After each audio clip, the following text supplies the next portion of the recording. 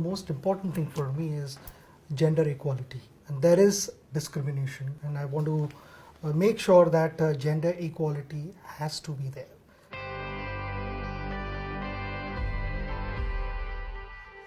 Oh, look, for me, I think sport definitely has the power to change the world. I mean, you see that every day.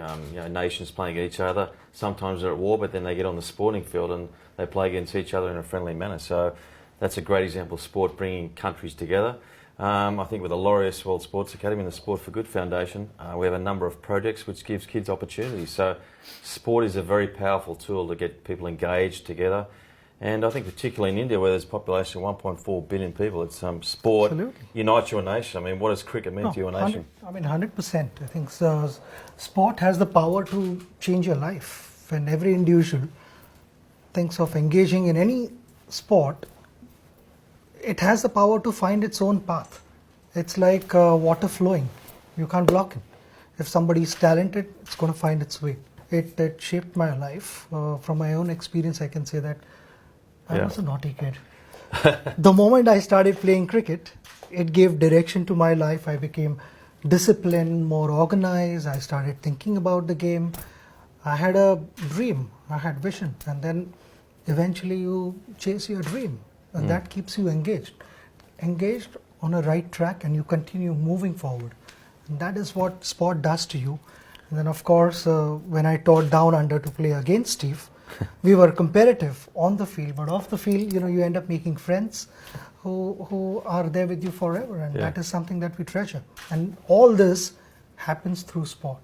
Yeah, 100% I agree with that. I mean, I was the same as you as a kid. Like, sport was everything to me, 24/7. I play soccer, cricket, tennis, golf, table tennis, anything to get me outside and active, and that's really important for kids to get out there. And particularly India. What are you the pressure when you used to go to bat for India, like 1.4 billion, 1.3 billion people, just riding on your every move, and if you're scoring runs, that the whole country was happy. As soon as you get out, people left the ground.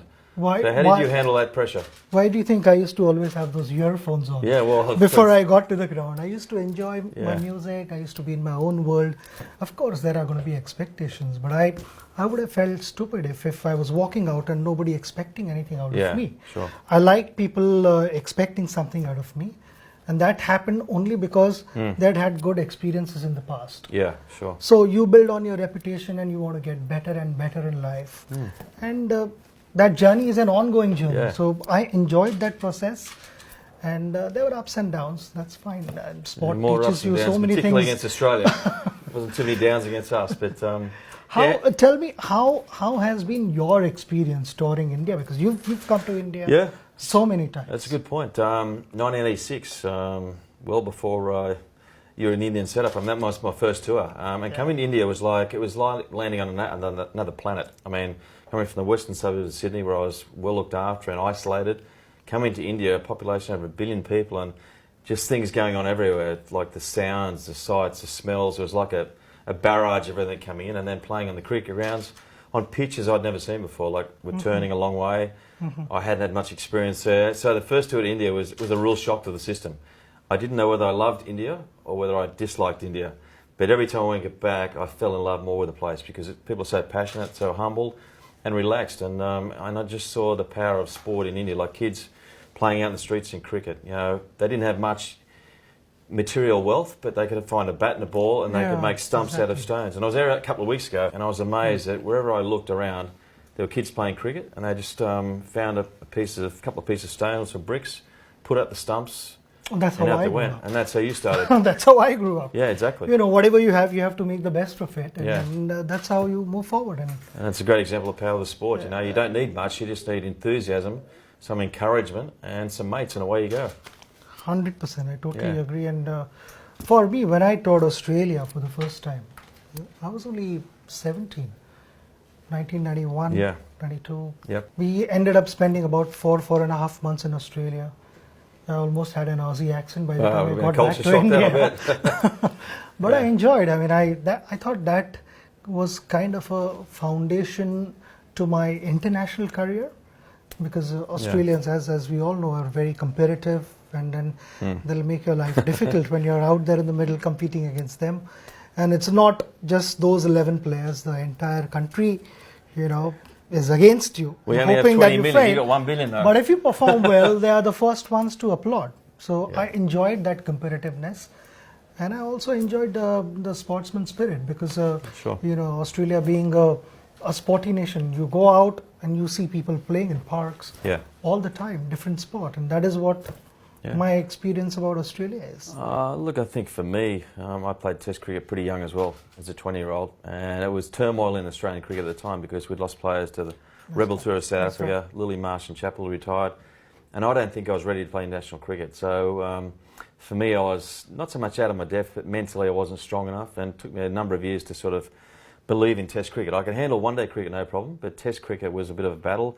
Our team wasn't a great team. In fact, the first Test match I played, Alan Border, the captain, had played more Test matches than the rest of the team combined. So we were really a novice team, and it took a long while to feel comfortable playing Test match cricket. But I was going to ask Sach a question before, because the first time I went to India, I got sick and I couldn't eat the food. I didn't like curries, and it was so different for me. How did you find the Australian food when you came as a 17-year-old? I'm a big time foodie, so I eat Oh, you're fine. everything. Yeah. It could be from Japanese to Thai to Okay.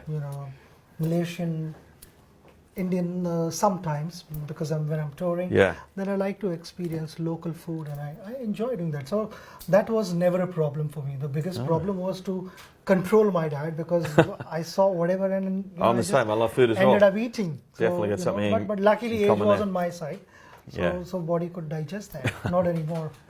The laureates, these awards are really important because in 2002 the Australian cricket team won the sports team in the world, and that was a big moment for cricket because I felt I'd been to a couple of laureates events before that, and cricket was sort of thought of not as a mainstream sport. It was sort of like a bit of an extra, and when we won that in 2002, it sort of put cricket in the spotlight. So the awards are really special to me that we won as a team in 2002. And each year you come back and you see these amazing sports people and what they've achieved, and it's the best of the best, and you realise the one thing in common that everyone has is they've worked really hard to get where they are. Over the years, you end up meeting so many great personalities who achieved so much in life. You get to learn from them, and I've been fortunate enough to bump into so many guys. But overall, to be here at the Laureus Awards, you meet many more, and sometimes even someone who you've not followed, but once you read about them, you know exactly what they've been able to achieve. And I've had those experiences at the Laureus Awards as well. Yeah, well, I've been fortunate to be a member now for quite a while, so I've been to a lot of the Laureus Sport for Good projects, and the thing I love about it is that kids get opportunities they wouldn't otherwise get, and when they come from a background where they haven't got much, they really appreciate it, and they just give 100% the whole time, and their commitment and dedication is just, it is inspirational. I love just seeing the kids who wouldn't have this opportunity all of a sudden grab it and make the most of it and really capitalise on it. So that's the great thing for me. I've been to a number of projects in India. The Magic Bus program is one of my favourites, where it collects kids and it not only gives them opportunities in sport, but it teaches them to be mentors in their community. And education is the greatest tool because you can pass on to the next lot of kids. So for me, that's a great program. So I love getting out there, getting amongst the kids because their enthusiasm is infectious. I mean, they want to be out there, they want to enjoy themselves, and they want to learn. Yeah, and that's what sport should be. 100%. I mean, I feel the most important thing for me is gender equality. It's so crucial. And there is discrimination, sometimes knowingly, sometimes unknowingly. But that is something that I want to always support, and I want to make sure that gender equality has to be there. Equal opportunities for both, equal platform for them to express their talent, to don't clip their wings, let them fly. If there are a few mistakes here and there, that's okay. We are humans, we are going to make mistakes, but to give them the confidence and teach them in the right way what is the right thing to do in life, and that you can only learn if you made few mistakes and there have been few experiences in the past. You learn from those things, and I want to support that. I continue to do that. That is something really, really important to me. 100% agree with that as well. We're agreeing too much, We should maybe play cricket against each other now. You're very friendly, wouldn't it?